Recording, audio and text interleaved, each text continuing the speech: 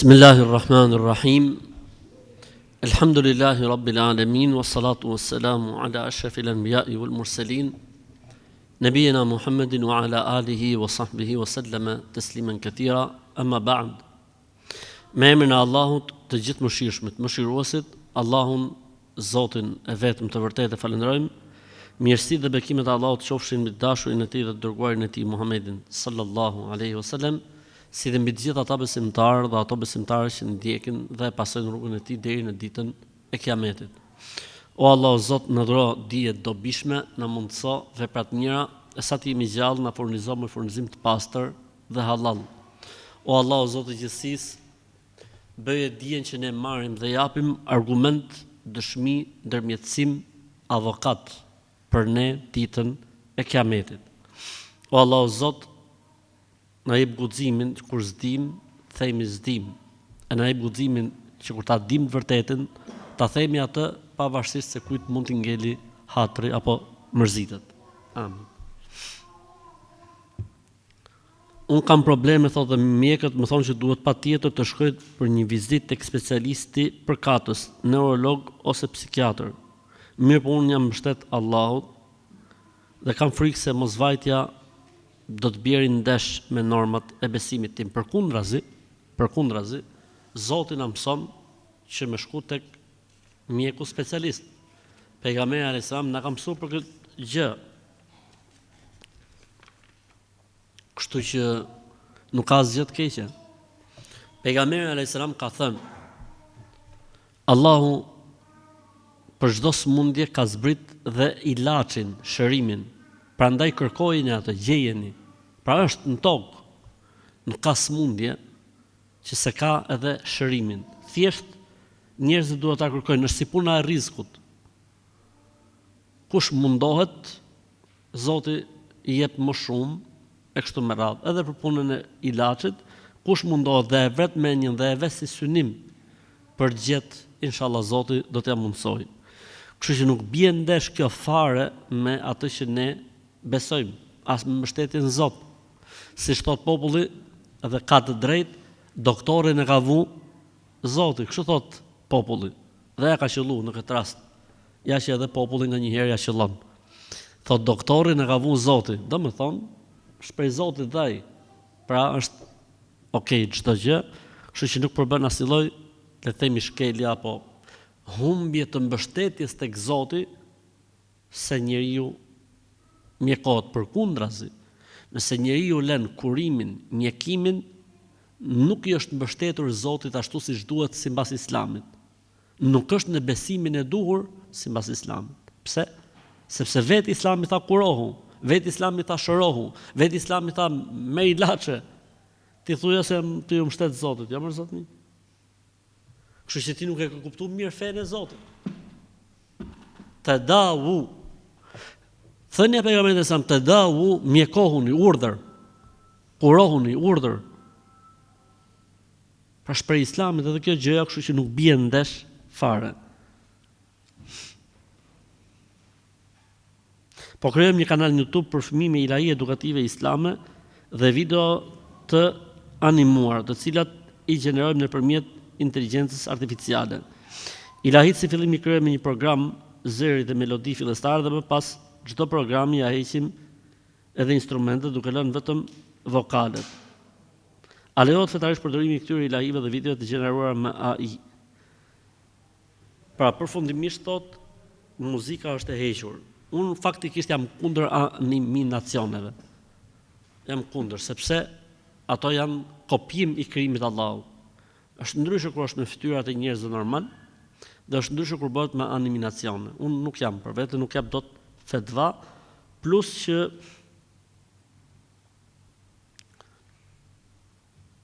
lënia e vokaleve, krijimi i vokaleve, pavarësisht se ishin instrumentet, këto vokalet e krijuara komplet nga kompjuteri, duke mos qenë zë natyror, unë për vete nuk jam i qetë. Më shbërë dhe kjo pyetje më duket sot në WhatsApp dhe kam thënë të njëjtën gjë, kam thënë nuk jam i qetë me këtë gjë. Unë për vete nuk jap dot fetva që lejohet, ndoshta të pyetet në hoxh tjetër që mund ta ndaj këtë punë. Unë për vete nuk jam fort i qetë. Jam një motër besimtare shtatzën më tregon çfarë lutje të them. Lutju Zotit çdo mëngjes, çdo darkë, që Zoti t'japi shnet ty edhe bebit tënd. Nuk është se në Islam ka ndonjë lutje speciale, specifike, që quhet lutja e shtatzënisë. Dhe hadithi që thot gruaja e shtatzën ka kaq sevape, kaq probleme, gjitha këto janë hadithe që nuk ekzistojnë, por që nuk ka dyshim se një grua shtatzën është më afër Zotit, më e dashur te Allahu, sepse po kontribon për jetën, po kontribon për ummetin e Muhamedit alayhi salatu wassalam. E ky fëmijë që vjen në jetë, ndoshta Zoti më dhe ka bërë që të jetë dikushi që të ndryshojë gjendja e një populli apo të ndryshojë gjendja e një ummeti. Për këtë arsye ka qenë traditën e të parëve tan që kur merrshin vesh se dikush është përgëzuar me fëmijë, ka pas lutje nga më të interesantet, disa i dini, po një nga lutjet që më ka lënë shumë mbresë është lutja Ja'alahu Allahu Mubarakan ala ummeti Muhammed sallallahu alaihi wasallam.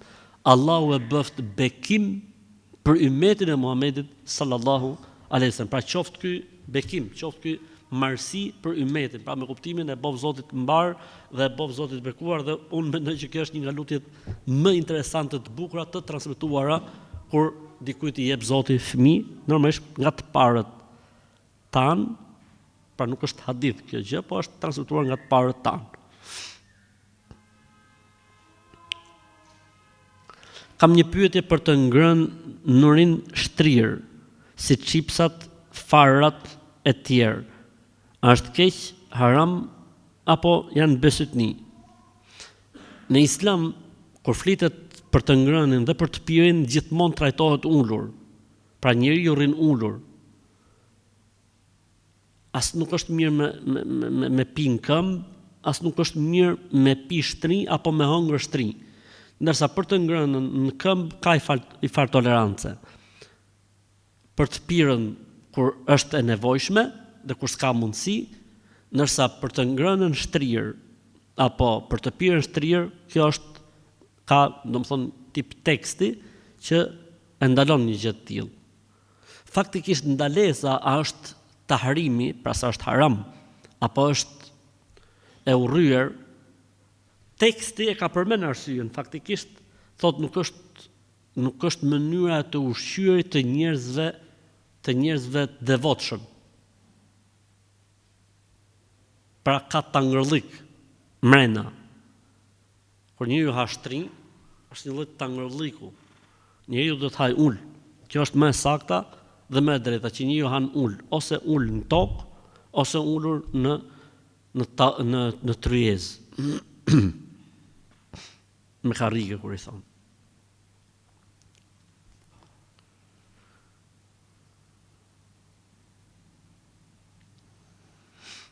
Jam e martuar prej 4 vitesh, por burri gënjen. Për çdo gjë gënjen, edhe kur s'ka asnjë lloj përfitimi prej asaj, apo nuk është se rregullohet diçka. Dhe sa herë që ja kap gënjeshtër, mundohet të gjejë një gënjeshtër tjetër që ai të manipulojë situatën. Për shembull, duke u betuar për familjen e tij.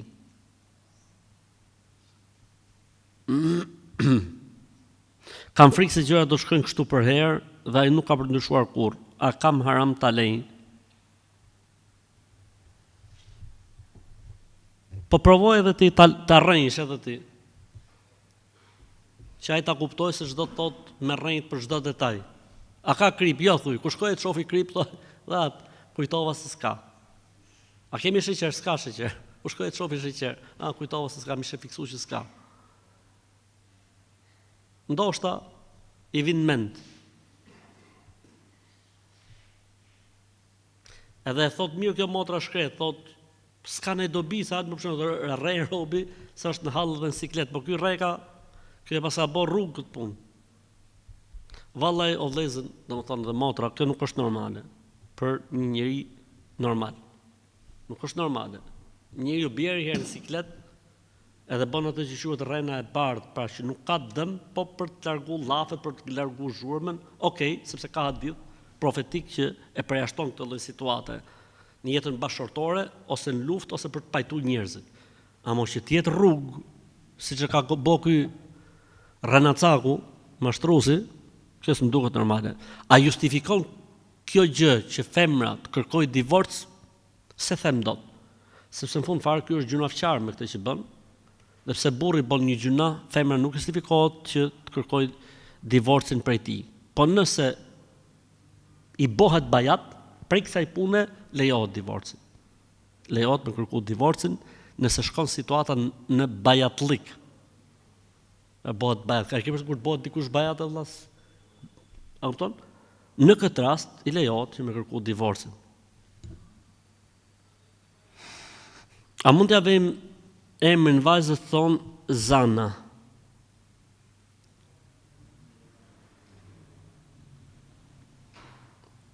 Mendoj se nuk ka problem. Pavarësisht se ndoshta në gjuhën shqipe ka kuptimin e zanave, pra nuk besoj se ka problem sepse kuptohet që nuk bëhet fjalë për zanë, është njësoj sikur më e quajt fëmin melek. Për gjithë e dinë që ai nuk është melek, po me kuptimin bukurosh, me kuptimin. Kështu që unë mendoj se nuk ka ndonjë problem, megjithatë Allahu e din më së miri. Ne? Po karamele Zana, vin nga Tirana Peshkopi. Pastaj si ishte? Ja.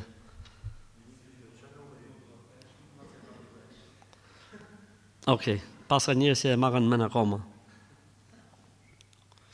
Burrin, pasën kap me burrat sonte, alhamdulillah.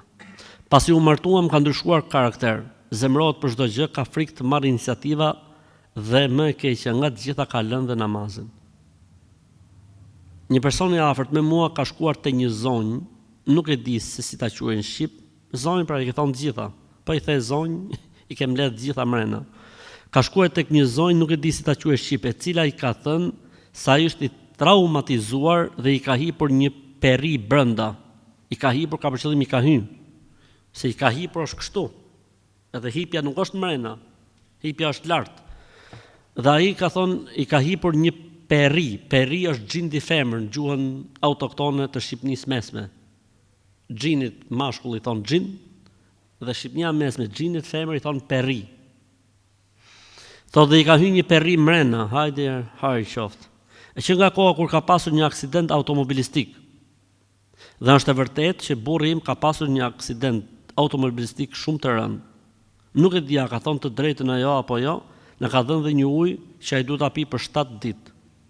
Çfarë të bëj? A është haram? A duhet i besoj? Dhe çfarë mund të bëj për burrin tim? E para kjo zonja që e ka tamam nona, se ajo Ferideja që kina postu ne, e tjera, ato që ta qenisin, e para. E dyta, s'ka mundësi që njëri që është tamam fetar të di se çka ka personi pa i knu, pa i bë seancën e analizës. E dyta, e treta, i ka dhënë dhe ujë për të ashtu për ta pije për 7 ditë e tjerë e tjerë. Unë sugjeroj që këtë zonjën me shumëzu me 0 dhe ky personit të shkoj tek një hoxh i cili është tamam adapt për këtë punë, i cili është autorizuar, i cili është i specializuar, i cili ka eksperiencë, edhe ta mori hoxha në dorë, jo zonja. Mos ta mori zonja, kjo që e gjeka pa të pa, po të shkoj tek një hoxh zotni burr, i cili është tamam specialist i kësaj fushë.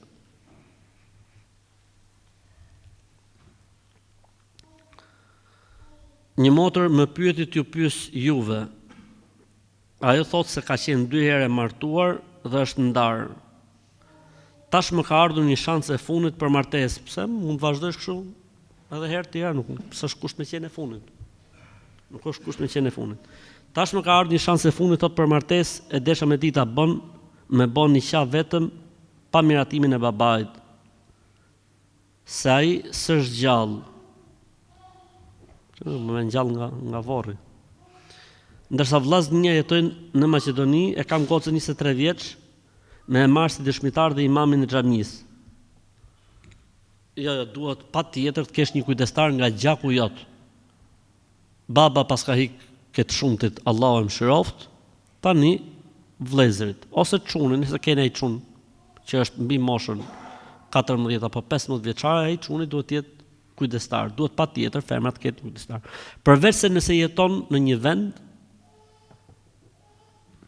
Përveç se nëse jeton në një vend që gjykojnë hoxhallarët me medhebin Hanefi, nëse jeton në një vend që hoxhallarët gjykojnë me medhebin Hanefi, ata mund të ta qënisin nikahun edhe pa pas mashkull të familjes, por unë nuk jam me këtë mendim. Pasi ne në këtë mesele ecim me hadithin që thot, nuk është i vlefshëm nikahu, po nuk që prezent kujdestari dhe dy dëshmitar të drejtë. Dhe ky është medhebi Hanbeli dhe medhebi i xhumhurit. Pra në tre medhebet, alhamdulillah, Shafit, Malikit dhe Hanbelit nuk vlen, po nuk pati një familjar për shkak të këtij hadithi. Dhe Hanefit e kanë lejuar, thot, është mirë me qenë, po jo patjetër. Dhe e mbështet se pejgamberi sa më ka pas bërë nikah pa lejen e prindit. Si vinte dikush, thotë pejgamberi Zot, duhet martohem me ty. Se te pejgamberi, s'kam nevojë, po merr baftjarin për njerëzve, filan sahabi. Dhe pranoi të goca, pranoi të çuni, nikahun hec. Selam aleikum, aleikum selam. Ky është argumenti, se mos kujtoni se Hanefit ja kanë fut në ajër. Po faktikisht pejgamberi sa është në rolin e kujt? E kujdestarit, prindit, etj. Pra, qiyasi në këtë rast nuk është për shkak të tekstit. Ato thonë teksti është i saktë dhe vlen, po jo kusht. Obligim, që edhe pos që vlen. Kështu, domethënë kanë bë interpretimin. Thjesht me ditë e rëndësishme, nëse jeni në një vend ku gjykohet pra hoxhallarët ku ti jeton, ose xhamia ku ti falesh, hoxha gjykon me medhebin Hanefi, vazhdoje me hoxhën tat, mos më pyet mua. Nëse do të marrësh mendimin tim, duhet patjetër të kesh një kujdestar nga gjaku jot, që është vllai në rastin tënd, ose në çun, nëse ke çun. Jam një vajzë 17 vjeçare, punoj në një dyqan me orë dhe me bijuteri. Po ka dhe gjëra që në Islam janë të ndaluara, a mund t'i shes ato?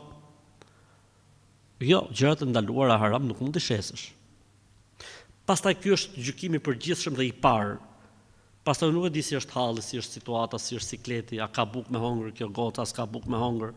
Këto gjëra që janë haram, a janë shumë apo janë shumë pak në krahasim me atë që është halal, etj. Pa fetvaja ndryshon në sa të situatës. Po si gjykim i parë nuk lejohet, si gjykim i parë. Nëse vajza do të na japë disa detale të tjera, mund të ndryshojmë fetvan. Jam fillestar në fe dhe vim nga një familje muslimane, edhe pse nuk janë praktikant. Ata nuk i ndjekin ritualet sipas Islamit. Dhe unë kam kohë që po mësoj rreth fesë dhe besimit dhe falem kur kanë mundësi, sepse prindrit nuk janë dakord që unë të fal namaz. Dhe unë faktikisht e bëj fshehurazi këtë gjë, apo bëj gjuna që falem fshehurazi? Jo, nuk bën gjuna, Allahu shpërblet, Zotit në roft. Allahu ta mundsoft një fat të hajrit, besimtar të mirë, devotshëm dhe të edukuar, edhe inshallah të martohesh sa më shpejt e të bish rehat nga prindrit komunist.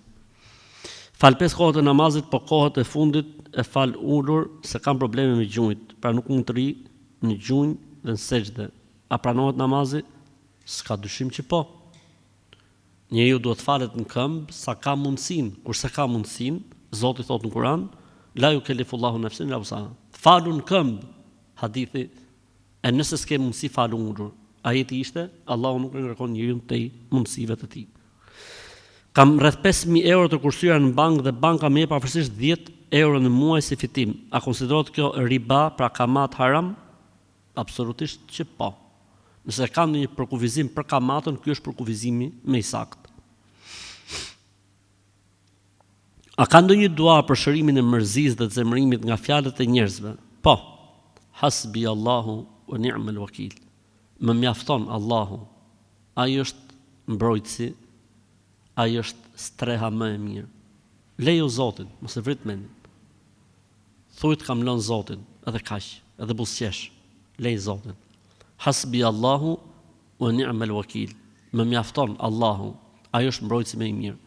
La hawla wala quwwata illa billah.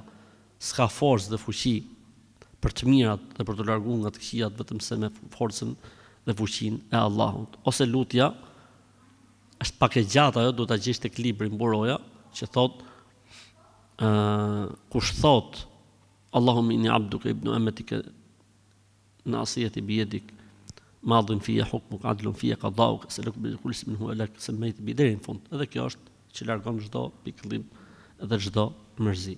Ndërsa Allahu xhalla xhelaluhu e ka mësuar pejgamberin sallallahu alaihi wasallam që kur është i mërzit për llafeve të njerëzve, çfarë thot Kurani? Wa inna lana'lamu annahu yadhiqu sadruka bima yaqulun. O Muhammed, e dim shumë mirë që ty të ngushtohet shpirti nga fjalët e tyre. Zgjidhja fasabbih bihamdi rabbika qabla tulu'i shamsi wa qabla ghurubiha. Prandaj dlirsoje dhe madhëroje dhe lavdëroje Allahun para lindjes diellit dhe para perëndimit. Dhe në kohën kur dalin yjet. Pra sikur po i thot Allahu, lidhu me Zotin. Mos e marrin mendjen, po njeriu është krijuar i tillë që ndikohet. Atëherë si ta nxjerrësh këtë siklet duke fal namaz? Hajde për sabah në xhami vëlla. Hajde namaz për namaz në xhami. Vallahi billahi do të shkarkohesh. Përmend Zotin, bëj dhikrin e mëngjesit, dhikrin se do të kesh kohë me humor me hajvand, me kafshët, nuk do të kesh kohë me humor. Pështet ju Zotit, lut ju Zotit, përmend Allahun, ço salavate. Kështu që thoshim Siri kur kena qenë student, kur nxefshim ndonjëherë ose kur nxefej dikush i thot njëri tjetrit populli, thot salli ala nabi, salli ala nabi. Ço salavate për pejgamberin alayhis salam. Se thonë qetëso, ço salavate, Allahumma sa. Tani të kënosh salavatin ti në një moment mërzitje, normalisht që do të angazhohesh me salavatin nga mërzitja.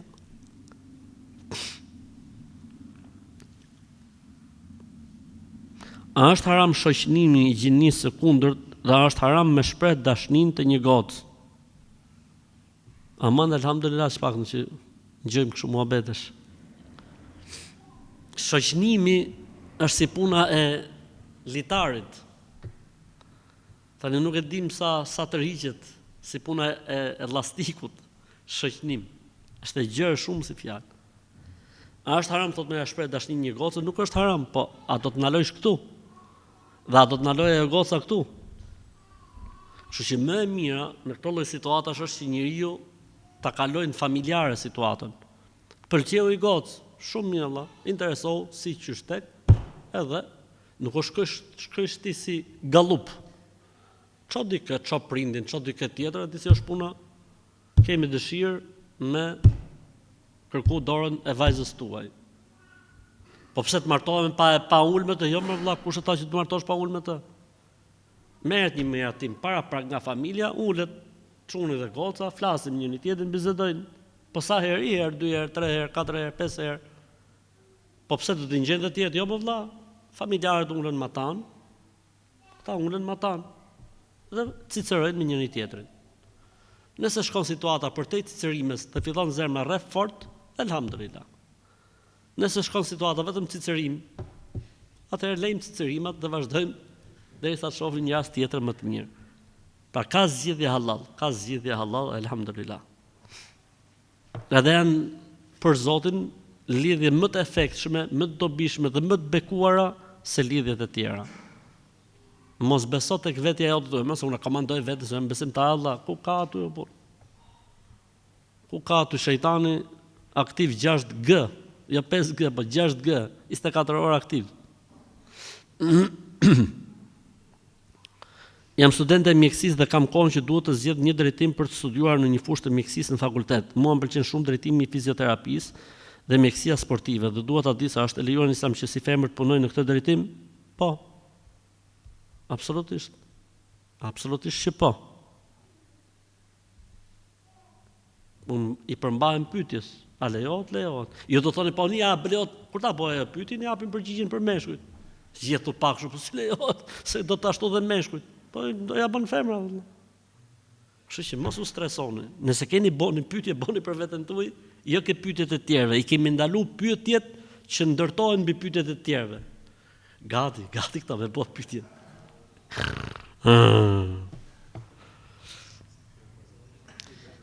Jam student, okay, lexuam këtë. Pa çfarë ke burr lej njerëzit të qetë burr se ato ka shku haromi deri këtu.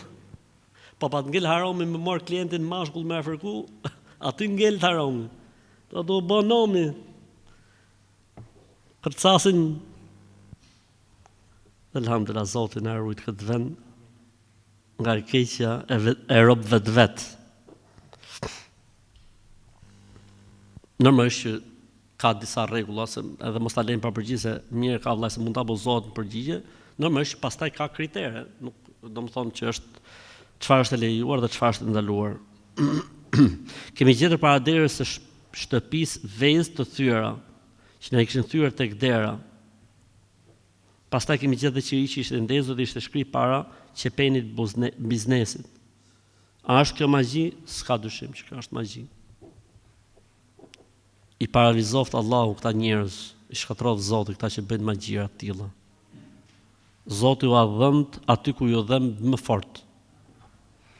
Kështu që në raste të tilla përgatitet një tretësirë, që është tretësirë me ujë të knum, me uthull, me krip, pastrohet veni, merren këto gjona të futen tek tretësira, lihen ca minuta, ca orë, pastaj derdhet uji, nuk ka problem se ku derdh ujin, dhe kjo gjëja lëvozhgat e vezëve në këtë rast apo qirinjt e mbetur, i jepet flak, ju vjet flaka. Do të pyesem mbi Forexin. E kemi dhënë përgjigjen për këtë. Pra Forexi, edhe ai që quhet Forexi islamik është haram. Edhe ai që thon, ka një alternativë që thot Forexi islamik është haram. Pra kjo është një çështje o vëllezër që është diskutuar, janë mbledh dietar për këtë tematik edhe elhamdulillah ka dash Zoti që fetvan për Forexin e kam dhënë qysh nga 2004 ose 2005, nuk e mbaj mend. Ka qenë një vëlla musliman nga Lushnjë që u merrte me të, para se me ikë në Amerikë, Allahu e ruajt. Edhe kam dhënë më vonë, pastaj kam gjetë fetvat e dietarëve që e kanë ndaluar, madje edhe Forexin islamik. Kështu që unë është një çështje për cilën nuk kam dyshim fare. Elhamdulillah. Jam një motër muslimane 5 vakte, mirë po familja ime është muslimane me emër. Një fallxhori ju ka thënë, më sillni mua ca lek të shkoqura, do i këndoj tamam në shtëpi për të shtuar pasuria. Jam shumë e tmerruar nga këta njerëz që arrin të bëjnë gjëra të tilla. Çfarë të bëj? Sepse që atëherë babai më humbi punën, do është i pa punë, e pas ka zonë. E pasa tamam me fjalë. Kjo i ka thonë më sillni ca lek që t'ju shtohet pasunia, baba grop. Elhamdulillah, kjo është argument, argument që mos shkoni ke shejtant, mos kërkoni dritë në errësirë, por kërkoni dritën nga Zoti. Subhanallah. E dikush është më e fortë se këta njerëz nuk besojnë fe, ama kur bëhet fjala si mund të bëjnë lek, bëhen shumë kështu sofista, bëhen shumë kështu spiritual. Më ku leku nuk ka gale. Se më pasur ta pyet këtë tipin, beson ti se ka xhin, se ka, jo, më thotë, se ka me engjëj, jo, më thotë se ka shpirt, jo, thotë s'ka. Shkon. Ja fallxorës, Arrijovkës. Në Arrijovka pingull. Burri im s'është mirë me gjendjen, e shtrëngon ana e majt dhe gjithçka është në rregull nga ana tjetër. Jemi konsultuar në anën medicinale dhe me një oxhore. Çfarë do thot oxhore? Nuk e di. Nëse që një, dhe jam tha që burri jot ka të bërë magji, ndoshta ka përshillën fallxor, e ka shkurtu. Dhe ajo më tha që burri jot ka të bërë magji për vdekje, e kanë bërë magjin dhe tani un jam në ankth të madh. Nuk e di a është e vërtetë do të vdesi burri apo jo. E para, ke bë shumë gabim që ke pyet këtë Arrijovkën, këtë fallxoren, këtë sharlatanën, e para gjë. E dyta gjë, çojeni tek një hoxh, knojeni, mund të jetë magji, mund të jetë mësysh, mund të jetë problem zemre. Ç'është kjo punë kështu?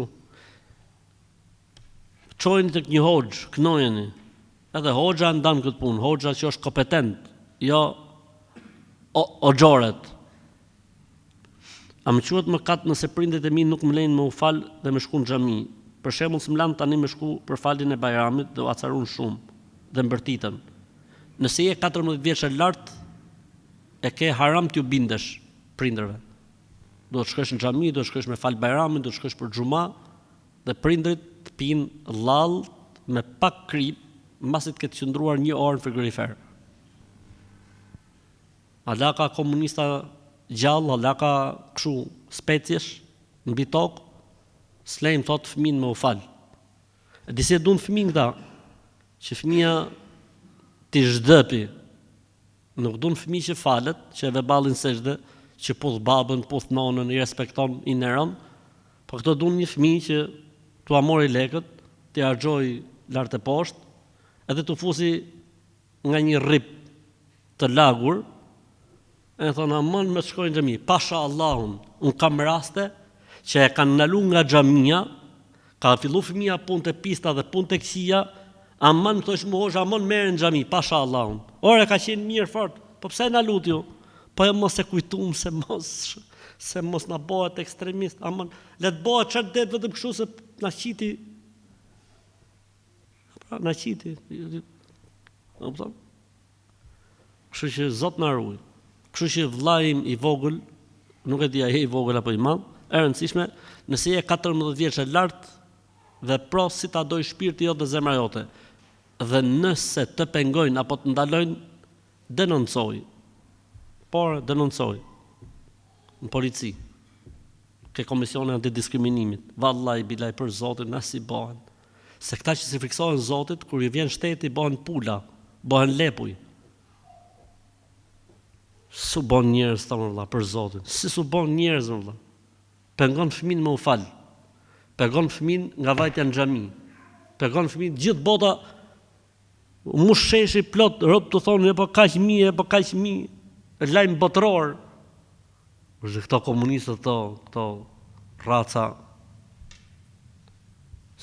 mos bofshin hajër, mos bofshin. Stakfirullah, Zoti u zot. Arsyetorët marrja kredis kur nuk ke zgjidhje tjetër. Jetojmë në një apartament me qira 7 vite, kemi 3 vajza dhe me ne jetojnë edhe vjera dhe kunati. Tokë të trashëguar nuk kemi, paga e bashkëshortit nuk mjafton sepse duhet një shumë e madhe. 30.000 euro për tokën. Dhe na u desht marrim kredi, e bëm nga halli. E paski marru punë, ç'a të bëjnë në shkreti? Po gocat kanë për të martu. 3 goca do të martoheshin dhe shtëpia do ngelte juve. Hajër inshallah. Unë nuk gjej arsyetim. Allahu të më smiri, pyetin ai hosh tjetër. Jam martuar me një feje tjetër. Kam pa Kur'anin nuk e ndalon. E ke pa Kur'anin, po e ke pa me syze. Duhet hishe syzet, edhe e gjeshen Kur'an që thot Zoti dhe mos u martoni me jo besimtarët. Edhe nëse janë shumë të pasur. Një skllav besimtar është për ju mirësi dhe bekim se sa një i pasur jo besimtar. Thjesht duhet hishe syzet edhe ta gjesh në Kur'an. Nuk e lejon Islami një gjë të tillë.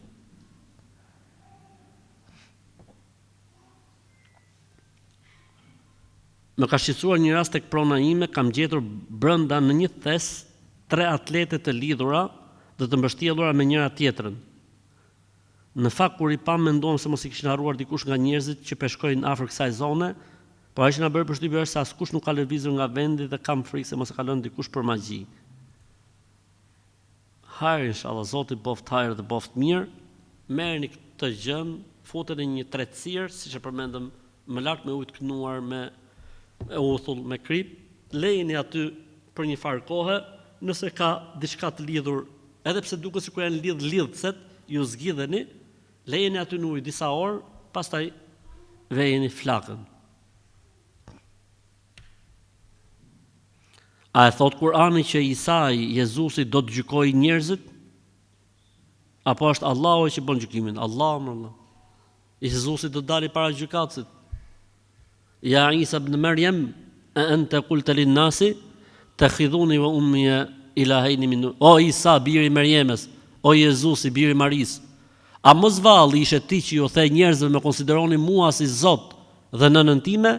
Ai do të përgjigjet, subhane. I dëlir jeti o Zot nga çdo emet. Unë nuk kam thënë njerëzve vetëm se të vërtetën, atë që ti më ke thënë. Ju kam thënë adhuroni Allahun, Zotin, një të vetëm, edhe mos adhuroni askënd tjetër përveç Tij. Nëse unë do ta kisha thënë këtë, ti je dëshmitari i asaj që unë kam thënë. Unë kështu kam thënë sa kam qenë gjallë, e mbas vdekjes nuk di unë se çfarë kanë bërë njerëzit. Ti je dëshmues. Nëse i fal për këtë që kanë bërë, janë robët e tu. E nëse i ndëshkon, ti je i plotfuqishëm për gjithçka. Kështu që nuk është e vërtetë se është Jezusi Isa alayhis salam ai që i bën gjyqin njerëzve, është Allahu, Zoti i tij dhe Zoti i botrave, dhe Zoti i gjithë profetëve, dhe Zoti i engjëjve. Gjykatësin e bën vetëm Allahu. Elhamdulillahi Rabbil Alamin, Ar-Rahmanir Rahim, Maliki Yawmiddin, mbreti, sunduesi, gjykatësi i ditës së gjykimit. Jam një grua 24 vjeçare, kam 2 djem, i pari është i smur gjenetikisht nga ana ime, dhe unë i kam treguar burrit faktikisht për këtë sëmundje para fejese, kur isha 18 vjeç. Ma aq informacion sa kisha mbi këtë problem. Duke qenë se këtë sëmundje kishte edhe babai im, dhe ai më thot mua, tani ti më ke shkatruar jetën, dhe më ke prishur racën. Unë shpirtin ndjej se jam i pastër sepse nuk e kam gënjur dhe e kam thënë atij të vërtetën. Dhe kur s'kam dashur ta lëndoj zemrën e burrit tim. Motër, ti je në rregull me Zotin dhe me gjithçka. Këtë karafilin Allahu zoft, Zoti e falt, që sillet në këtë formë dhe flet në këtë gjuhë. Jam njohur me një vajzë dhe jemi takuar dhe jemi pëlqyer. Aty qof për hajër. Po vajza kishte një problem në duart, i kishte disi si me aftësi të kufizuara, por gjitha punët i bënte vetë, gjitha gjërat i bënte vetë, ishte në rregull si në edukat, si në sjellje. Kur u tregova prindërit mi për këtë gjë që jam takuar me një vajzë dhe që ka këtë problem, ata u mërzitën shumë dhe ju erdhi shumë rënd dhe më thanë që të ndërpres lidhjet me të. Dhe unë u mërzita shumë, po tani nuk di se të veproj. Fal namaz istiharje dhe vendos. Çfarë thot hoxha? Pastaj nuk e di se çfarë mund të jetë ky problem. Se di, Allahu alem. Nuk e di. Përgjigjja është nuk e di, regjistroje. Shiqur që tha herë nuk e di, alhamdulillah. A lejo t'ua vendosim emrin fëmijës, le y an. Mos ka për qëllim lejan. Se këtu thot le y an. Mos ka për qëllim lejan, ha? Lejan lejohet. Lejan. Lian s'lejohet. Lian s'lejohet. Sa është mallkim, procedura mallkimore. Lian. Ndërsa lejan lejohet.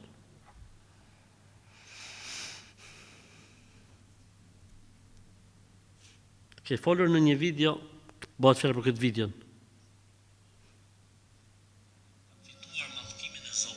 Bëhet fjalë për këtë video.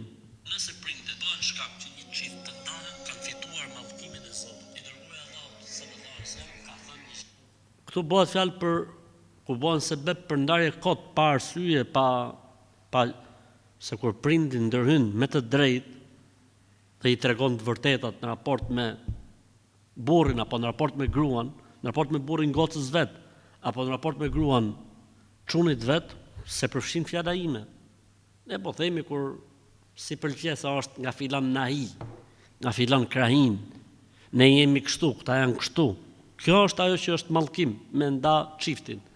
Ama kur është me merit, s'ka lidhje.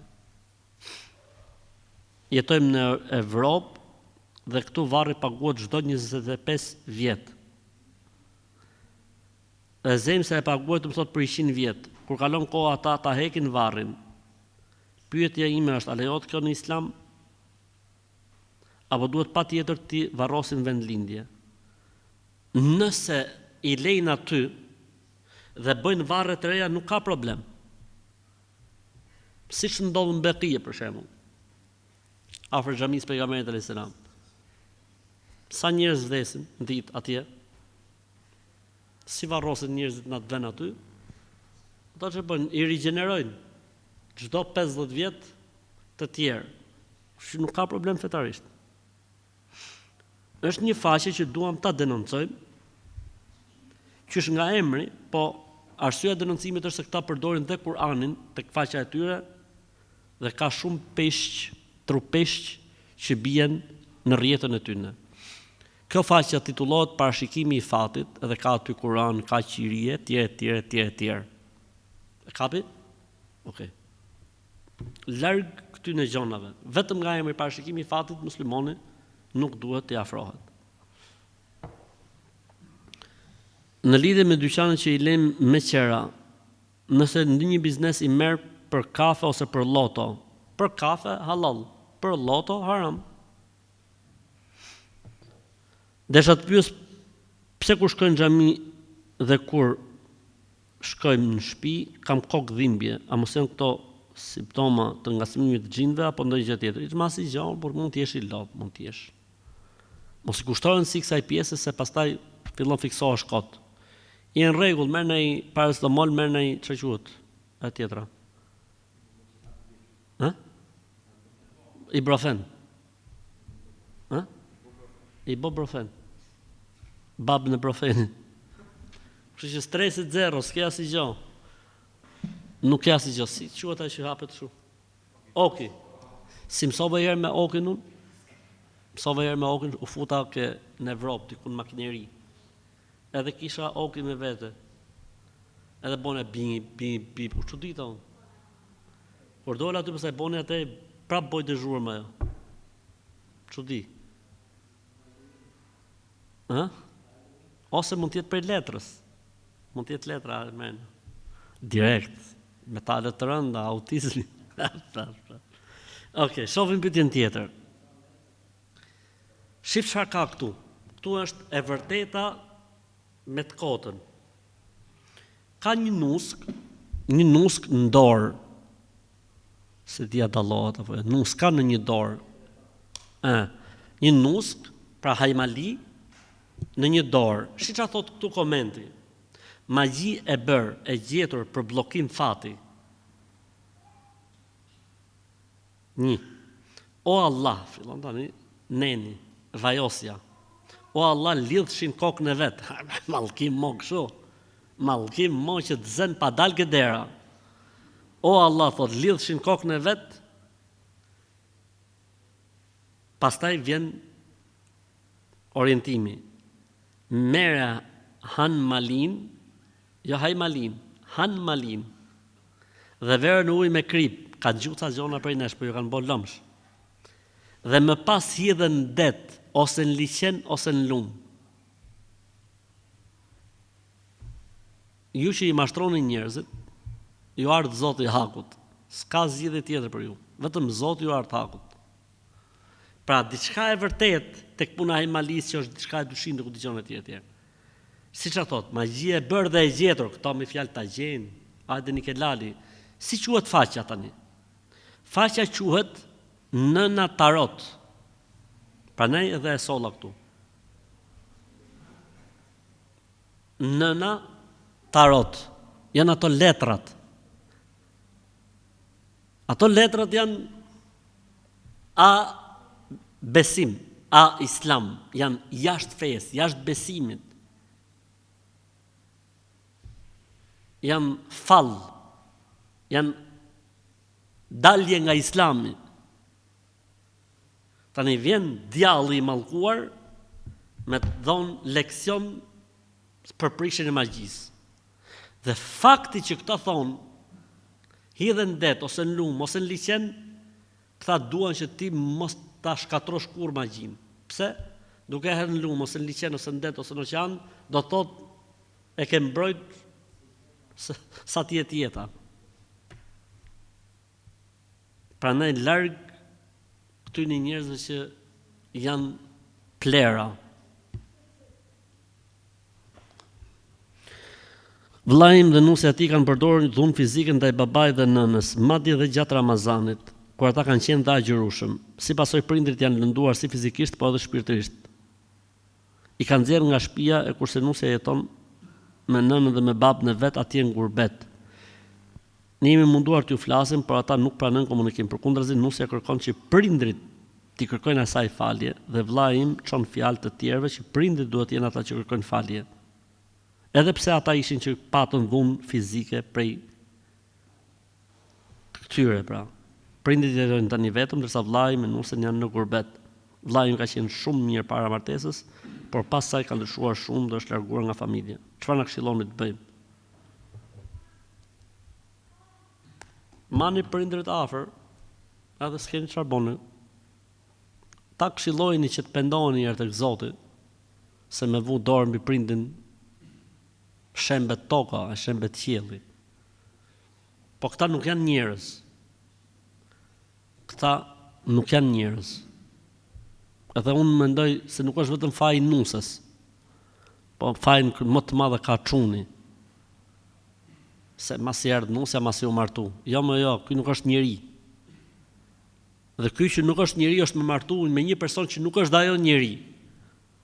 Dhe halli i pleqve që të kenë dy jo njerëz në shtëpi. Do të thoshti pa ato pse si kanë eduku. Tani unë nuk do të futem në detaje pse këta nuk kanë me 5 vakte me namaz nate, po unë po flas për situatën. Ha shpirt. Ke edhe 14 minuta. Ha. Thuje, qite.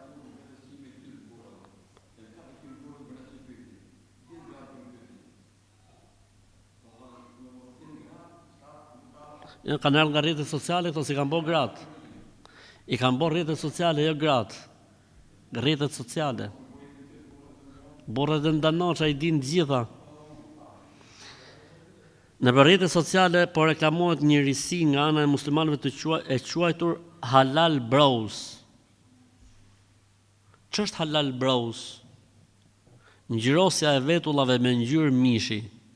Se shkulja është haram, ka mallkim. Çfarë bën? I bëjnë të dukshme edhe i jep formën tamam vetullës siç don. A është e lejuar kjo fetarisht? Se di. Nuk e di, Allahu ala. Pyetje të vështira sot. Na mytën. Se di, Allahu ala, Zoti e din më së miri. Kur them se di, do të thotë që unë anoj tek snuku, po haram se bëj dot.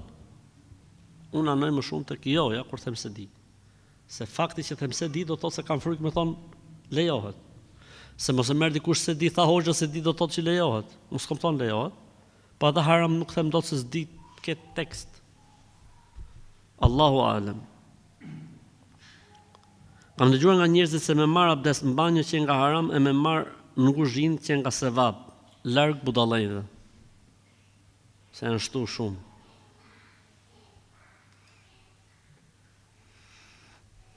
Si ka mundësi që një prind i dalloj fëmijët kaq shumë?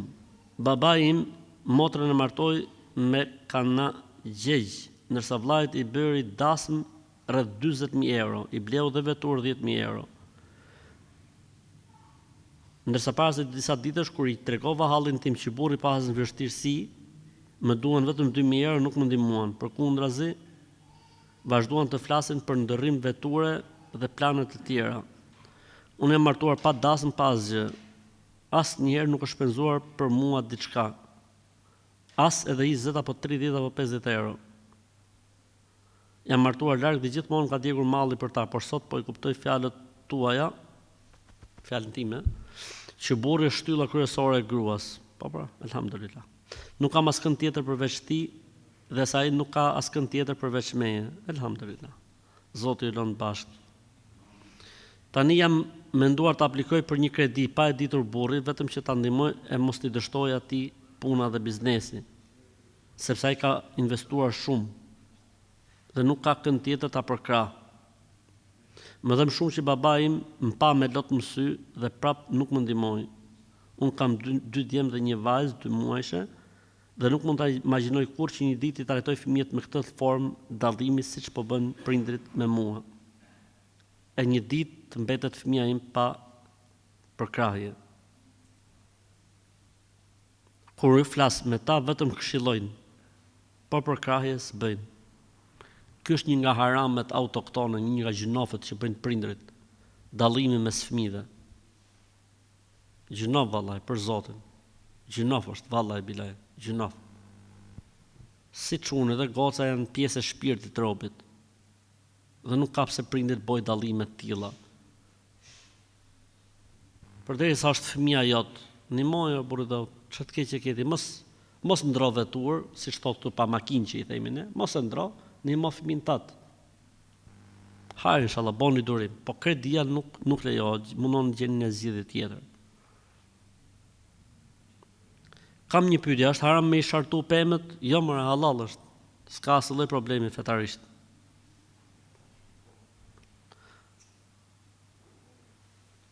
Mas 2 javësh me kismet edhe me emër të Allahut duam të nisim shtëpinë. Çfarë na sugjeron të bëjmë? Se këto të familjes zborrit po na thonë që duhet presim kurban. Jo më bismillah, edhe mbështetuni Zotit, s'ka nevojë me bë kurban. Kemi një faqe tjetër këtu. Se ka emrin faqja? Faqja ka emrin se nuk dallohet. Megjithatë kape si foto herë dhe sqarojm. Faqja titullohet Rituale viz poshtë 09. Rituale, që është ka termi rituale, do të thotë se është diçka mistike, diçka kështu që e kanë gjetë vetëm këta si perl. Nëna, gjoj tani, komenti i fotos. Nëna i helli, jo hedhi, i helli plumb një gruaja, e cila kishte probleme me burrin dhe fëmijët e saj. Zonja ishte në prag të ndarjes me burrin e saj, ndërsa fëmijët nuk e donin nonën e tyre, e shanin, ofendonin dhe vendosnin dorë mbi të, shkak se në këtë familje ishte bërë sehir me mbetje hume, e cila ka shkatruar nga themeli këtë familje. Bismillahim, nëna e lehtësoi zënjën. Nëna lehtësoi zonjën, falsa, zënjën. Bismillahim. Nona ka lidhje direkt. Kjo nona që e ka nona. Kjo nona që hidh ka plumb, e plas ka plumb, kjo nona që e ka nona. Kështu që larg kësaj nonës se kjo që e ka me vajosje. Kështu që kjo fjala, kjo faqja rituale viz poshtë 09 është mashtrim, sharlatanizëm, është magji, është fall, është astrologji, s'ka lidhje me fenë e Zotit. Larg këtyre njerëzve, sidomos këtyre nonave, që janë nona. Jam nga Bogradeci, nga një fshat, kemi hoxhën që vjen këtu në fshat dhe fal akşam pazë. A është kjo normale? Ky hoxha duhet arrestu. Na tregoni ku fshat është, çfarë veni është? Ta denoncojmë tek myslinia për kace, pastaj ke komuniteti musliman shqiptar, pastaj të nxjerrim për të një urdhër arresti. Ç'na ka gjetë në vëllai, alhamdulillah. Robi mund t'ja bëjë një herë namaz në akşamit pas zë, që njerëzit kuptojnë se namazi i akşamit me u lexu me zë është sunet. Po e ta bësh për herë.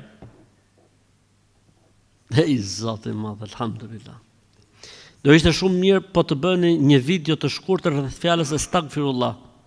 Se njerëzit e lexojmë strafkullah, tobe strafkullah, sheref strafk. Atëherë po e lexojmë, po e bëjmë një video për pyetjen tate. Thuhet estagfirullah. Estag, jo me k, po me g. G-ja e gërshërës, g-ja e gështenjës, g-ja e gomarit e kështu me radhë. Estagfirullah, estagfirullah, që do thot i kërkoj falje Allahut për gjunahet e bëra. Hadithi që thot kush e fal sabahun me xhamat është mbrojtjen e Allahut, a vlen për ata që e falin edhe në shtëpi? Pa thot xhamat hadithi. Hadithi që thot kush e fal sabahun me xhamat, a vlen dhe për ata që e fal në shtëpi? Nëse fal në shtëpi me xhamat vlen. Se ka edhe xhamat shtëpie. Faktikisht ka dy transmetime. Ka një transmetim që thot kush e fal me xhamat dhe është i saktë, Dhe ka transmetim që thotë kush fal sabahun është mbrojtje e Allahut, ai është i saktë. Që do të thotë, mbrojtja e Allahut kur ti falesh në xhami me xhamat është shumë më e fortë se sa mbrojtja e Allahut kur ti e fal në shtëpi, ama e fal në kohë. Siç themi në siguracion kasko. Kur ti e fal me xhamat në xhami je full. Kur e fal në shtëpi je mbrojtja e Allahut, por nuk është si kjo tjetra. Pa është e fortë se nis pyetjen kështu. Pa hadithi që thotë që u kam thonë ndaj gjë, edhe këtë. Pa hadithi që thotë kështu. Pa gjë ditë që kisha mangut nga Ramazani dhe sot nuk ndihem mirë, a lejo që ta prish? Kjo shpytje e bukur shumë. Se ne themi Ramazanin, ditën e Ramazanit s'bën me prish vetëm se kur ke arsye. Po zëvendëson Ramazanin, po nuk je në Ramazan. A bën me prish? Prodhimi e kokë. Ora hiç, të kaftu njëri për drekë edhe ti jetu po ditë Ramazanit, bën me prish, bën. Sepse shenjtëria e agjërimit të Ramazanit është vetëm në Ramazan. Jashtë Ramazanit ka tolerancë. Kështu që jo vetëm kur je smund, siç thot ky që ka ose kjo që ka bërë pyetjen, po edhe në raste të tjera nuk ka problem. Kur udhtoj thotë e mbush pasaportën me sheqer që të më eci rruga mbar e mirë, sepse kështu na kanë thonë këtu në Skrapar. Skrapari. Kemi nga Skrapari këtu? Kemi nga Skrapari? E vën me sheqer? Falenderoni Zotin që nuk e kanë thonë se bëhet me mjalt. Të kullojtë pasaporta mjalt. Kështu që kjo nuk është e vërtet. Kjo gjë nuk është e vërtet. S'ka lidhje. Kjo është besytni. Pra nga këto besime supersticioze. Okej. Këte pasaportë të sheqer vallaj, bilaj hera parë që e një, për Zotin. Së në kështë shku në men. Falenderoni Zotin që nuk e kanë thonë mjalt në pasaportë.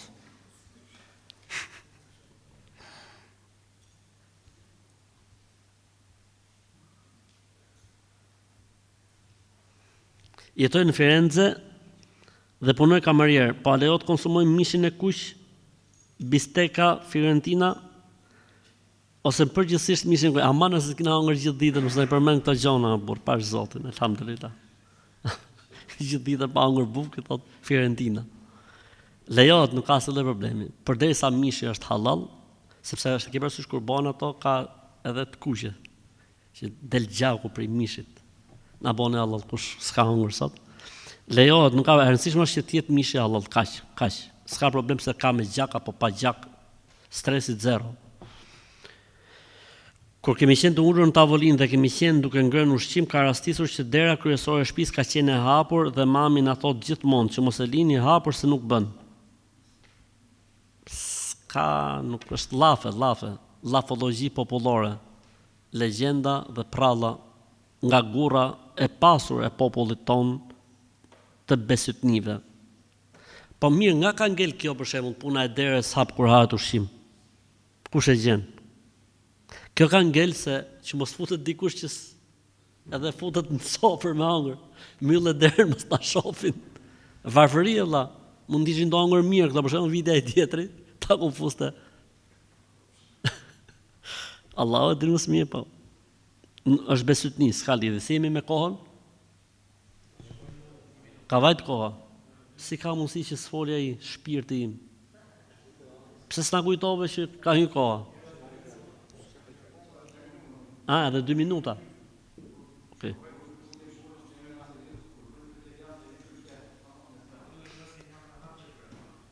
A është e vërtet thot që të falesh pak kësul? Është mekruh në Islam? Kësul, kujt i thon? Takijes, kapuçit. Takijes, kësaj që vjet shumë kokë. Nuk ka ndonjë argument për këtë gjë. Është e vërtet që ata të parët tanë shumë kanë qenë fal gjithmonë me kokat mbuluara, po nuk është se ka thonë diçka feja për këtë punë, ka qenë më shumë burrni dhe tradit. Për këtë arsye, haxhi bëhet pa mbulim koke, sepse ka qenë, si më thonë, një lloj shenje, si më thonë, për ullje. Edhe muslimoni thoshin ato nuk mund të ri me kokë zbatur vetëm se për adhurim dhe për hatër të Zotit. Pra ka qenë kështu si tradit, domethënë. por fetarisht nuk përbën asnjë lloj problemi që njeriu të falet. Domethënë ka mendime që thot nga mëdhëve që është mekruh, po argument nuk ka se kur thush për diçka haram ose mekruh, duhet të sjellësh argument. Fakti që pejgamberi sa nuk është fal ndonjëherë pa mbulu kokën, mund të thuhet që është edhe tradit. Ebu Xhehli nuk ka pasur ndonjëherë me kokë zbuluar, Ebu Xhehli, armiku i pejgamberit alayhis salam. Kjo tregon që më shumë është tradit se sa fe dhe besim. Allahu e mësimi unë nuk di, nuk mund ta them një gjë të tillë që është e urryer apo e papëlqyer. Jam shtatzën 2 muaj dhe burri po më maltreton. Domethënë po më dhunon, ë? Si psikikisht edhe fizikisht. As nuk punon, as më kalon me punu. Po më thot hes shko tek nana. S'man nin as për fëmin, as për kur gjë me fjalë. Po du me abortua, ma thot po i tut në dënimit Allahut, se kam edhe një fëmijë tjetër me të 3 vjeç. Subhanallah. Unë i këshilloj motrat në këto raste për 2 gjëra. E para, urgjentisht konsultohen me prindrit e tyre, me vëllezërit e tyre, që këta hujt e gardhit t'i fusin në sistem, t'i sistemojnë. Dhe e dyta gjë, këta lloj burrash duhen denoncuar në polici. Pasha Zotin e Madh, i bëj thirrje motrave që këtyne njerëzve duhen denoncuar në polici. E di si bëhen pasha Allahun, evlia. E di si bëhen mas policisë ose mas burgut, ja 3 vjet. Romeo dhe Julieta. Sepse ka thonë mirë Othmani radhiyallahu anhu, kush nuk i friksohet Kur'anit, i friksohet Kamzhikut. Kështu që këta njerëz që sillen në këtë lloj forme, se kanë frikë Zotin vallahi. Kështu që këta vetëm rajoni policisë, vetëm burgu i bjerë në Terezi. Edhe bine atë populli, bine atë njerëzit. S'janë njerëz për Zotin, nuk janë njerëz. Këta nuk janë njerëz. Ti o motre ke haram me abortu fëmin, edhe pse je martu me një person që s'është në rangun e njerëzve, nuk futet tek njerëzit.